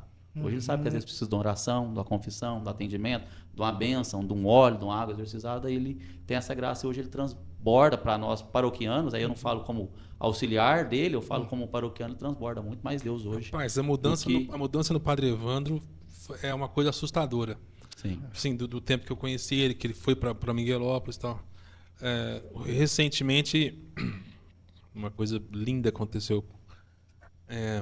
Ele foi fazer uma bênção no rancho do meu cunhado lá pro meu sogro e minha sogra, que era o aniversário de casamento deles, bodas de diamante, né? Boda de ouro, 50 anos. E a gente fez uma... Só nós, só a família, o núcleo mesmo. E ele, na correria, ele falou, não dá pra fazer missa, não vou fazer celebração, vou só lá e fazer uma bênção. Falei, nossa, muito obrigado, vamos lá, então. Foi lá, ele fez uma oração linda, linda, linda, linda. Eu olhando para ele assim, eu tava de um lado, a Fabiana tava do outro, me deu uma coisa, eu não tava entendendo, comecei a chorar olhando para ele. Já tinha acabado a bênção já, ele tava o sogro e a sogra agradecendo, meu cunhado agradecendo assim e tal, fazendo oração também. Olhando para ele parado do lado da mesinha que a gente fez de altar lá. Comecei a olhar para ele, me deu umas coisas, comecei a chorar. Falei, nossa, o que tá acontecendo aqui e tal? A Fabiana também sentiu, né? Aí eu sentia uma coisa assim envolvendo ele. Isso aí eu já percebi aí, também.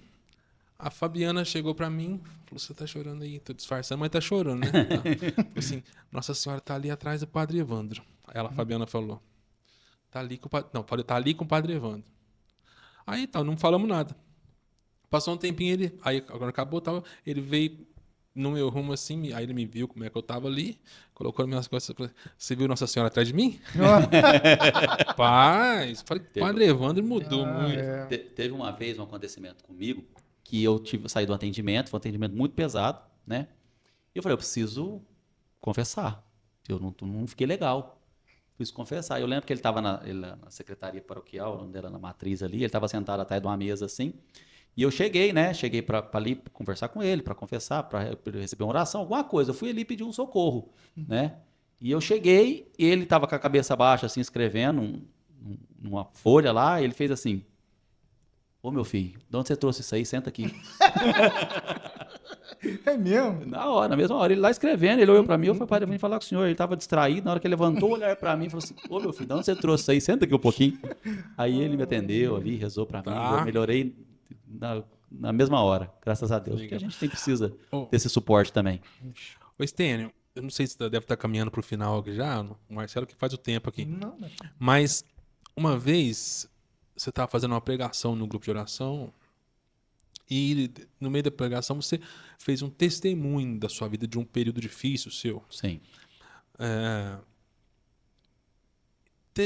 Você conseguiu naquela época, ou mudou agora, não sei, enxergar Deus movendo, sentido naquilo, ou o sofrimento... Queria falar sobre o sofrimento cega, ou o sofrimento abre os olhos, pode abrir ou pode cegar. Olha, Neto, eu passei duas situações bem assim interligadas.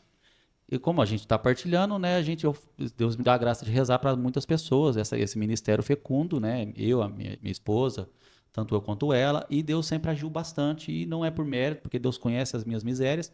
E um belo dia eu estava na frente do Santíssimo, e eu ali rezando com o Senhor falou assim: nossa, meu filho, você reza para muita gente, né? Eu todo orgulhoso, nossa, Jesus, eu rezo, Jesus. Aí ele falou assim: por que você não reza para sua família? Eu não tive resposta. Me senti constrangido, acuado. Eu não tive resposta. Por que eu não rezo para minha família? Eu põe a mão para tanto desconhecido, gente que eu nunca vi na vida, gente que às vezes me maltratou, eu tô aqui rezando. Por que eu não rezo? Eu não tive resposta. E aí, como um bom colérico, eu falei: eu vou resolver a situação. Catei meu telefone, liguei pro meu pai, minha mãe. Eu falei assim: pai, você tá na onde? Ah, tá aí, sua mãe tá aqui em casa, assim. Falei assim: eu vou ir pegar que nós vai rezar junto. Seu pai era de oração também, né? Ele assim, frequentava, né? Ele era... Minha mãe arrastava ele pra missa todo domingo ali, mas assim, ele confessou no casamento e depois confessou umas 2, 3 na vida dele. E aí, Marcelo, eu liguei pra ele e falei: pai, eu preciso rezar com o senhor. Eu não falei pra ele que Deus tinha me falado, né? Porque tá com vergonha de Deus. E eu catei ele, levei ele na capela, na casa nossa da renovação, na nossa sede lá, pus ele na frente do Santíssimo, encostei minha mãe do lado assim, eu falei: eu vou rezar pra senhora depois. Legal. E eu falei assim, mas não tive força pra rezar pra ela, rezei pra ele aquele dia. E eu chamei minha esposa, tava eu e ela, falei assim: vamos rezar. Ali eu comecei a rezar, Marcelo, e ali em 1h30 de oração, Deus me deu, através do carisma, da palavra de ciência, Deus me deu toda a vida dele. Tudo que ele passou desde a infância, e ali eu fui capaz de entender que ele era o melhor pai do mundo, que ele tinha capacidade de ser. Eu exigi qualquer coisa a mais, era crueldade minha, porque ele não dava conta. Aquilo ali é quem ele era, e ele, no máximo da capacidade dele, ele me amava. Só que o afeto, o carinho, ele não tinha. E não recebeu também. Não recebeu também. E ali eu chorei copiosamente ali, durante toda a oração, eu e ele junto. Né? Eu falei assim: eu preciso ensinar meu pai a amar. A partir dali eu tomei a decisão de ensinar ele. Porque eu não tinha o costume de tomar bênção, não tinha o costume de abraçar, não tinha o costume de dar beijo, costume de nada. Eu era mais chuco que ele. E a partir daquele momento eu comecei a ter o costume de chegar em casa, relutei bastante, foi muito difícil para mim, não foi mágico. E eu falei: Jesus, eu preciso. Aí eu negociava com Deus: Jesus, eu só vou chegar e dar um abraço, não vou falar que eu amo, não. Né? E depois eu saí também.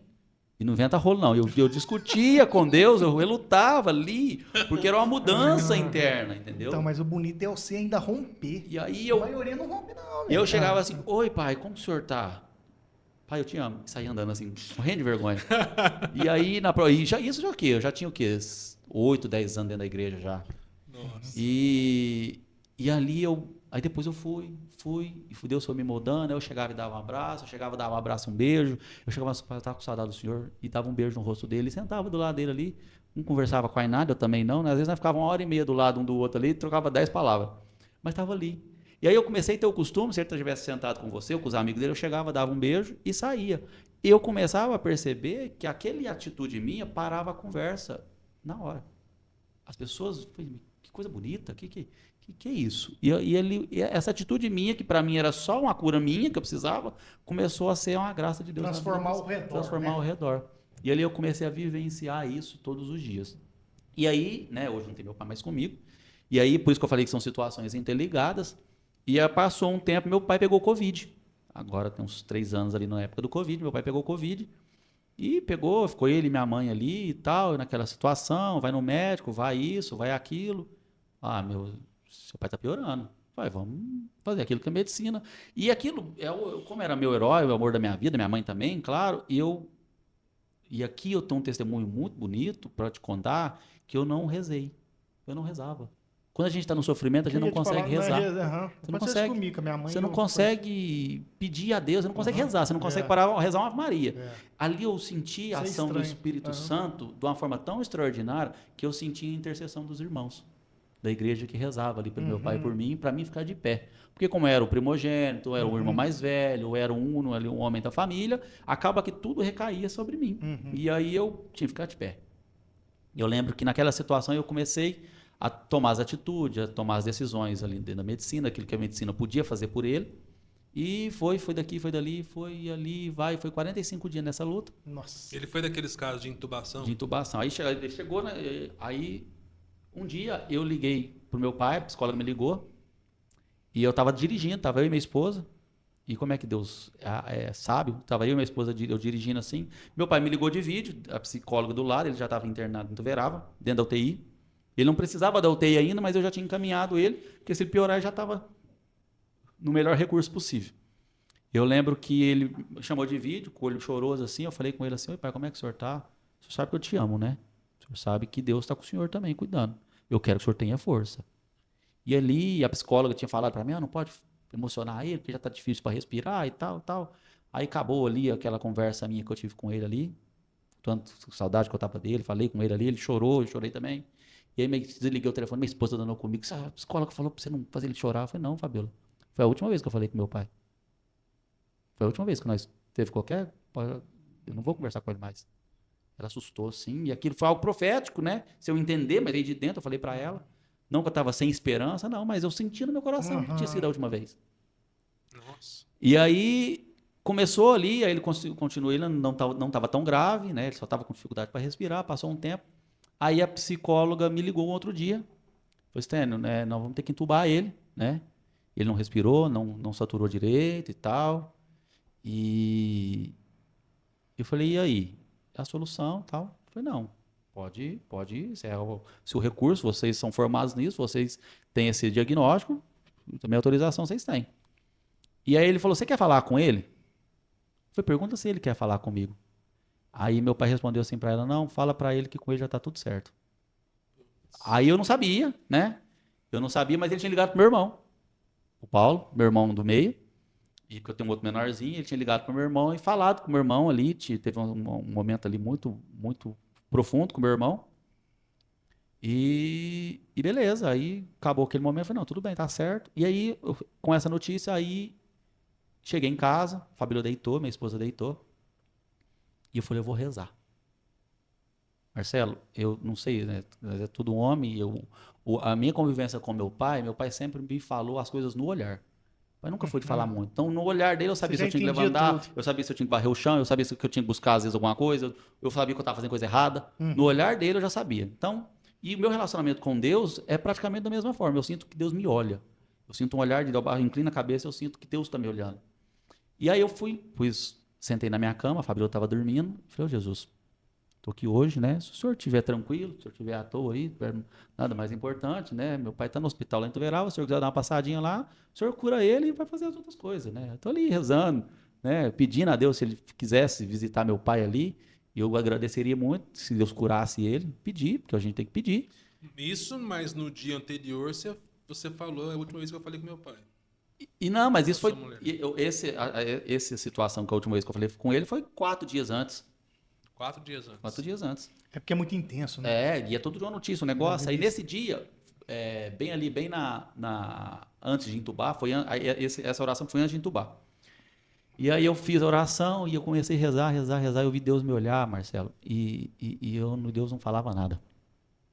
Não falava nada. Silêncio de Deus. Silêncio, um olhar amoroso. Eu senti o olhar amoroso de Deus e Deus não falava nada. E como bem relacionado com meu pai, no olhar eu sabia, né? Falei, tá bom, Senhor. Eu sei que o Senhor vai levar ele. Na minha oração mesmo, eu já sabia. Jesus não falou, mas eu já sabia. Eu sei que o Senhor vai levar ele, mas consola o meu coração, porque eu tenho que dar força para meus irmãos, dar força para minha família, e eu não posso cair. E era recente o seu trato, a sua mudança de trato com ele. Foi um Essa ano coisa de um abraçar, ano e meio beijar, antes. falar que ama. 1 ano e meio, 2 anos antes ali, eu não sei posicionar bem, mas assim, 1 ano, 2 antes disso acontecer. E ali eu comecei a rever, Jesus, me dá uma palavra de sabedoria para mim ficar de pé, para mim entender, né? E aí Deus me deu uma visualização. Eu visualizei, vocês aqui, nós é tudo casado, não sei se vocês teve isso, minha esposa fez eu fazer isso, entendeu? Aqueles ensaios de casamento, né? Eu fiz aquele ensaio de casamento, passei aquela vergonha, e uma das fotos do ensaio, daqueles né, antes de casar ali, eu tenho uma foto com ele que ele tá arrumando a minha gravata, olhando nos olhos assim, todo arrumadinho, eu todo charmoso, né? Aquele olhar assim para mim, e ele arrumando a gravata e todo feliz. Eu falei, o que Jesus está arrumando? Por que Jesus está me dando isso? E essa imagem ficou muito nítida no meu pensamento. Eu falei, Jesus, eu não entendi o que o senhor quer com isso. Aí Jesus falou assim para mim, que dia foi esse, filho? Eu falei, esse é o dia do meu casamento. Ele falou assim, e como é que seu pai tá? Meu pai tá feliz, ele tá casando o primogênito, o ídolo dele, o filho dele ali, o que ele tem um amor grande, né? Não que ele não tenha pelos outros, mas eu tenho uma ligação muito próxima com meu pai. E ele tá feliz. Ele falou, filho, mas ele tá te perdendo. Você tá indo embora de casa. Você não vai almoçar com ele mais, você não vai jantar com ele mais, você não vai tomar café da manhã mais, você não vai morar mais com ele. Você tá indo embora. E aí Jesus voltava a me perguntar, e ele tá que jeito? Ele tá feliz. E Jesus me perguntou, mas deu mais umas situações e perguntou, ele tá como? Ele tá feliz. E ele falou assim, então alegra o seu coração, porque você tá preparando seu pai para o casamento com Deus. Ali eu entendi o que meu pai ia viver uma noite de núpcias e ia o casamento com Deus. Perfeito. Ele só estava indo embora, mas eu não estava perdendo ele. Aí foi o mesmo sentimento que eu senti, que ele sentiu no meu casamento. Ele se alegrou porque eu estava indo embora da casa dele. Então era para mim me alegrar também. No outro dia, as pessoas me pararam e falaram assim, seu pai está como? Eu falei, meu pai está no coração de Deus. Então eu já tinha, e mais ao mesmo tempo, correndo com a medicina, correndo com o remédio, correndo com aquilo que o dinheiro podia pagar, que a gente tinha condições, claro. E nada. E isso minha mãe também, ruim também. Mas sua mãe ficou em casa? Ficou Ficou, ficou ficou na UTI também. Ficou os dois, né? E aí eu tava... Ele ficou quanto tempo entubado? Ele ficou 2 dias, 3 dias, foi bem rápido ali, foi. Tempo. E aí minha mãe ficou mais uma semana na UTI depois. Eu enterrei meu pai sábado à tarde, sábado à noite eu tava levando minha mãe pra UTI. Eles tinham a evolução da doença estava com a distância de uma semana. Ela foi para UTI sabendo do seu pai? Você foi sabendo, quem contou fui eu. Aí eu fiquei sabendo... Sua mãe não chegou nem a participar de velório, essas coisas. Nada. Não. Tava também ruim. Aí me ligaram de madrugada, às 6 horas da manhã, falaram assim, ó, eu preciso de alguém da família aqui no hospital. Eu falei, já sabia, já fui. Preciso reconhecer o corpo, reconheci o corpo. Cheguei, eu fui o único que velou ele, né? Porque outros não podiam, porque teve... Foi isso também. A gente teve que chegar a enterrar. E o único que velou foi eu e minha prima, que foi junto comigo. E ela não aguentou mal ficar lá. Eu olhei ele assim, falei, Jesus é seu, não é meu. E não beijei ele, não abracei, porque Deus tinha me dado a oportunidade de fazer isso com ele em vida. Eu não precisava fazer com ele ali morto. Eu não precisava desesperar, ficar com remorso. Não, Deus já tinha me curado meu coração. E ali ele foi, e à noite eu internei minha mãe, e aí vivi mais uma semana ali com ela, na UTI, rezando, visitando, lutando, guerreando, e Deus me deu a graça de restaurar a saúde dela. Eu falo para ela assim, que ela não está pronta ainda. Ela vai ficar mais um tempo com nós. Isso que você viveu com seu pai é Paulo falando, a esperança que não decepciona, né, que não engana. Mas dói. Dói lá. Você tem fé, você tem esperança, tem sabedoria, você fica de pé. Mas lá no fundo, assim, Eu falo que é uma saudade. Hoje nós estamos aqui nesse... Então, mas você acabou de falar que você não precisou pular nele e agarrar Não. ele porque você tinha feito isso. Você tinha vivido. Mas eu falo e teve... Alguém pode dizer, foi pouco tempo, 1 ano e meio que ele mudou o trato com o pai dele, né? Não, mas teve isso. Teve a oportunidade eu não relutei. de viver isso. Eu não recuei. De ir beijando, abraçando, eu te amo, beijando, abraçando, eu te amo, beijando... rompendo barreira sua mesmo, né? Sim. Teve esse tempo ainda antes. E tem gente que vive essa vida inteira, tem gente que nunca viveu. Nunca viveu E isso. todo dia é um dia para recomeçar. E a clareza desse discernimento que você teve, meu pai está indo para o casamento Com Deus. eterno com ele agora, é isso que eu estou falando, que é a esperança que não decepciona. Mas Porque isso... quem não espera em Deus, Marcelo, Ele tá... Mas vai essa esperar em quê? Mas essa Como vai- sabedoria, ela veio de Deus, não veio de mim. É Deus que deu ali na hora, para me consolar. Mas eu falo assim, igual nós estamos aqui, tem uma TV aqui. Se tirar a TV, vai ficar um buraco. Esse buraco não muda.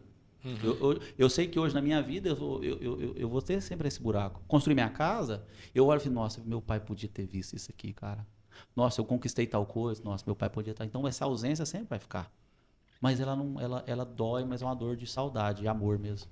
Eu acho que Deus também vai preparando a gente também, né? Igual se você houve uma preparação aí. Prepara. Também, né? A gente tem que ser Mas, dócil, né? tem que Ser abrir dócil. pra isso. O maior medo que eu tinha na vida, que não é o caso, mas o maior medo que eu tinha na vida era de perder minha mãe. Isso eu tinha um medo, assim, absurdo, que eu não sabia, eu nem imaginava, eu tinha pânico dessas coisas.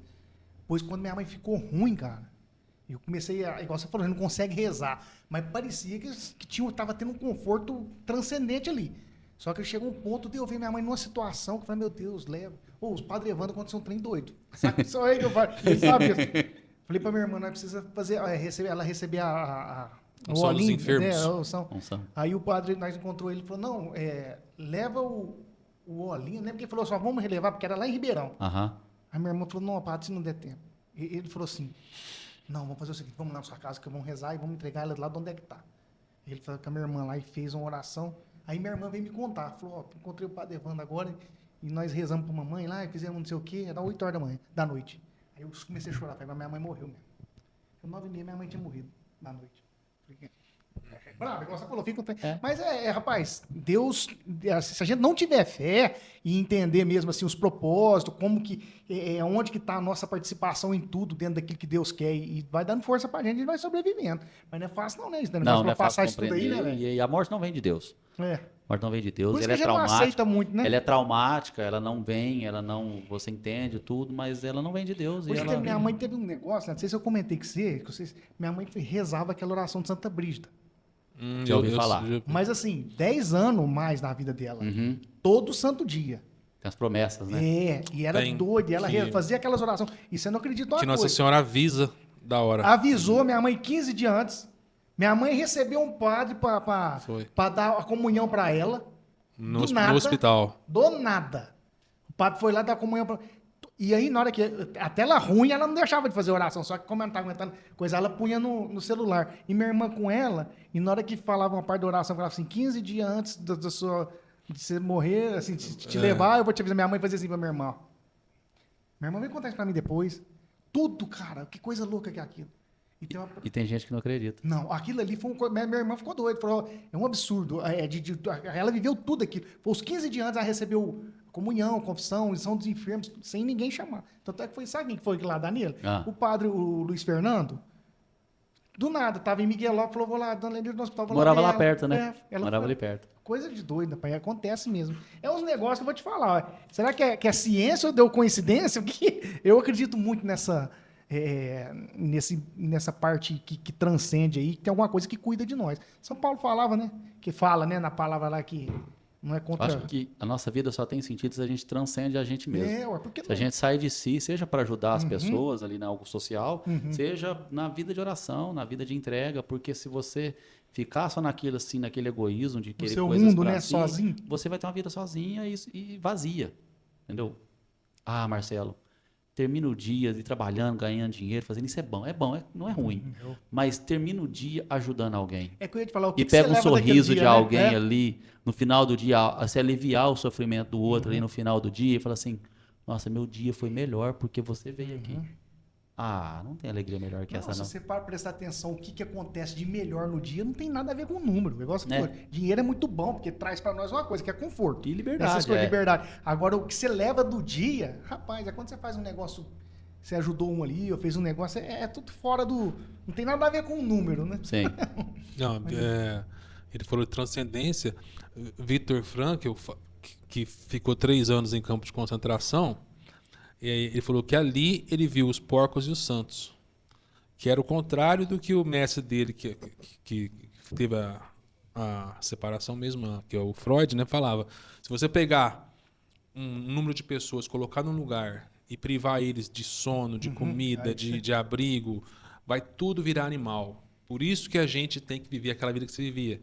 Buscar os prazeres e fazer o carpe diem, fazer tudo enquanto pode, fazer tudo que tem direito. Não, só que aí o Viktor Frankl falava assim, o Freud, ele falou isso sentado na poltrona vitoriana dele, fumando o charuto dele lá, né? Mas ali no campo de concentração ele viu que quem tinha uma espiritualidade, um olhar para o que é belo, para o que é eterno, para o que é divino também, ficava mais santo. E quem não, às vezes quem até fingia, foi e se mostrou porco. Porque ali era privação de higiene, de comida, de abrigo, de calor, era tudo de pior ali. E você fala assim, não tem a ver com dinheiro, você fazer, às vezes, um dia da pessoa feliz. Ali, às vezes, a pessoa via que aquele ali não vai aguentar mais um dia com a comida que era uma água com as batatas podres, que era sopa de batata podre com ervilha, com cenoura que jogava fora. O que jogava fora dos militares, eles comiam uma sopa. Aquele não vai aguentar. Aí aquela pessoa que era só uma raçãozinha para aguentar, não tinha proteína nenhuma, só batata. Proteína eles não tinham. Aí ele pegava e vinha um pedacinho de batata para cada um, que era só água, e punha, tirava daqui. O cara que estava vivendo tudo aquilo, tirava do dele e punha para aquela pessoa ali. E aquela pessoa vivia mais 2 dias, 3 dias. A história de São Maximiliano Kolbe, lá que o Frankl viu ali, que estava em Auschwitz também. Aquilo é a santidade transbordando e transcendendo. Porque é a coisa da essência. Quem tem essa essência transcende para aquilo e brilha mais. E quem tem esse instinto de porco, de animal, vai brilhar aquilo mesmo. E é mesmo. Né? Mas um trem que eu não consigo entender a racionalidade é o tal da guerra. Como é que o ser humano ocupa no homem? Não sei. Porque na Bíblia fala que Deus viu que era muito bom quando criou o homem. Aquele povo de Israel, desde sempre, está em guerra, né? Desde quando existe. Desde quando existe. Isso que eu fico pensando também. Eu falo assim, um dia eu quis entender. Porque deve ter, o Pondé fala assim, ó, tudo que você pensar, pode ter certeza que alguém muito melhor do que você pensou e pensou melhor, que vive pra isso. Então procura ler os clássicos, alguma coisa. Eu falei assim, gente, eu tenho certeza que algum filósofo escreveu alguma coisa relacionando a vida do ser humano, que a guerra é uma coisa que é necessária para o homem, igual o sexo, a vida, a comida. Porque desde quando existe o homem, existe guerra. Aí eu fui ver, teve um filósofo que escreveu isso mesmo. Tô até lembrando, assim, que coisa doida, né? Mas é o mal, né? Desde quando o pecado entrou no mundo, a gente corrompeu, né? A gente tá meio corrompido, né? Tem até a nossa natureza decaída que quer fazer o bem, mas acaba fazendo o mal. Paulo falou isso, né? Mas ali a guerra é uma desgraça para a humanidade. Aí a gente usa o palavrão no lugar certo. É a desgraça, a falta da graça. A falta da graça de Deus. É um lugar onde é uma desgraça para o ser humano. Então, assim, tem pessoas morrendo, pessoas passando fome, mas a paz é sempre o melhor caminho ali. Não adianta. Que é isso? Tá doido. Não tem... Só que claro que discordam uns dos outros, mas resolve de outro jeito. Sabe o que eu penso, Stênio? Isso eu acho que todo mundo devia pensar, mas o ser humano não quer pensar, não. Mas todo mundo tem preguiça. Tá até coisa que... Eu acredito o seguinte, cara. Se Deus criou o mundo, existe uma verdade que é absoluta. Em tudo. Eu acho que o ser humano tem que buscar a verdade. A verdade no sentido de essência. V maiúsculo. Isso, verdade. Porque, vamos pensar, o que eu estou querendo dizer é o seguinte, se existe tanta... Eu não queria nem dar esse exemplo, mas, por exemplo, existe mais de 30 mil religiões no mundo. Se existir a verdade for absoluta, tem que ser uma. Se uma for verdade, o resto é tudo mentira. Então, vamos sentir assim, todo pensamento o homem tinha que buscar para buscar a verdade, porque a gente fala muito de justiça, mas a verdade absoluta eu acredito nela, cara. Eu acredito que em tudo tem uma verdade. E o homem foge da verdade, eu acredito. Mas a verdade é uma pessoa. É uma pessoa. Foi o único que falou, É eu um sou o encontro. caminho e a verdade. E a É vida. uma pessoa, um encontro com a pessoa. Aham, é Entendeu? isso. Não, mas eu... A Bíblia é um livro de encontros. De encontros, Você sabe que diversos eu encontros. sou um cara que eu sou meio sempre, desde pequeno, eu sou muito crítico e muito racional. Eu mais estudei religião em tudo que você fala. Por exemplo, se você pegar qualquer a parte dos protestantes, desde Lutero, Calvino, as que veio tudo depois. Anglicano. Tudo. Eu gostei de estudar a história delas, os nascimentos, os caras. Tudo. Porque um dia eu fui questionado. Entendo, já li tanto bom do Alcorão. Eu quero conhecer, eu sempre, Justo. antes, sabe? Cara, o ser humano ele tem que ser crítico para falar assim, não, agora eu conheço tudo aqui. A verdade tem que estar no lugar aqui, Sim. né? Quanto mais eu estudo, mais eu conheço, mais eu sou feliz por ser católico. É isso, é nisso que eu quero chegar. Quanto mais você estuda, mais fé você tem, mais o lugar convicto, você fala, é aqui, ó. Não tem outro lugar. O Deus tem que ser cristão, mas se é cristão, tem muita religião cristã. Qual que vai ter que estar certo? Aí você vai bater nas portas da igreja católica. Você pode estudar qualquer fundamento do mundo, você cai lá na igreja católica. Vocês falaram dos primeiros santos aí, São Policarpo. Esses caras aí, tudo já celebrava a missa, moço. Celebrava a missa. Né? É a missa mesmo, do jeitinho que Cristo quis. É igual você falou, Neto, no começo dos outros. Se os outros conhecessem o que é a liturgia, o que é a missa, o que é aquilo. Não dá pra ir só domingo. Não é? São Padre Pio fala, se a gente soubesse, a gente tinha guardas, Tinha que ter polícia na porta. polícia na porta. Aham. Então, eu te falo, o que falta no ser humano é isso, é a busca da verdade. Igual você falou, a verdade é uma pessoa. Uma pessoa. Uma pessoa. Você está falando de, por exemplo, que Israel sempre está em guerra. Para mim, eu acho o mundo jaz no maligno e a verdade é uma pessoa. isso, Não uma tem pessoa. uma verdade. Porque tem gente que mata pessoas em nome de Deus e acha que em cada inimigo daquele ali, aquela raça que eu vou matar ali, eu vou ter 10 virgens me esperando no paraíso. Olha o pensamento que é. Mas isso é um pensamento de fé para aquela pessoa e a alegria dele é eliminar aquela raça ali, entendeu? Aquilo. Por isso que a Então, nossa luta o mundo é jaz contra no as maligno. doutrinas. E as, a vida não as para mim é a pessoas. vida eterna. Deixa eu te falar, sabe? Nós não lutamos contra uma doutrina muçulmana, contra um muçulmano, nós lutamos contra a doutrina que está implantada. Eu quero agradecer, Esther, nos seus momentos que você também tem que ir para Miguelópolis, cidade grande, praiana, que ninguém sabe, né? A gente tem que- Capital do Tucunaré. Capital do Tucunaré. Litoral. Agradecer ao Neto aí por ter ajudado eu aí nesse podcast também, viu, Neto? Você está sempre Tamo as firme portas aqui. abertas aqui pra gente poder bater papo. É gostoso como esse aqui. Um dia, se você tiver disponibilidade, Esther, eu te convido mais vezes aqui pra gente falar sobre algum tema também. Sim, A gente claro. levantar um tema assim, viu? Muito obrigado e agradecer e pedir para Deus te continuar abençoando a sua vida, que você possa fazer uma viagem de volta tranquila aí também, viu? Vai com... Com a Santa Terezinha. Acabou, já tá em... vai Eu que agradeço o Marcelo, o Neto, porque a nossa vida tem que ser transbordar Deus para os outros. Não tem outra missão. Não. A gente trabalha, faz todo o resto, mas a vida é transbordar. Se a gente não transborda Deus para os outros através de um programa como esse, através do nosso dia a dia, a vida vai perdendo sentido. Né? E uma coisa é certa, Marcelo, a gente sempre vai ser insuficiente para o outro. A gente nunca vai dar conta de suprir as expectativas do ser humano. Eu com a minha esposa, com meus amigos, com as pessoas da própria igreja, com aqueles que a gente reza, a gente fala assim, nossa, mas isso tem... Não, a gente sempre vai ser insuficiente, eu não vou suprir o que você está buscando aqui. É só Deus.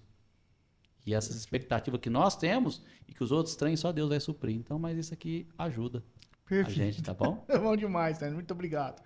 Certinho, Neto? Valeu, irmão. Até Quero a próxima. agradecer, obrigado. Quero agradecer a você que é inscrito no nosso canal e pedir a você que não é inscrito para se inscrever, tá bom? Um grande abraço a todos e até o próximo Metamorfose.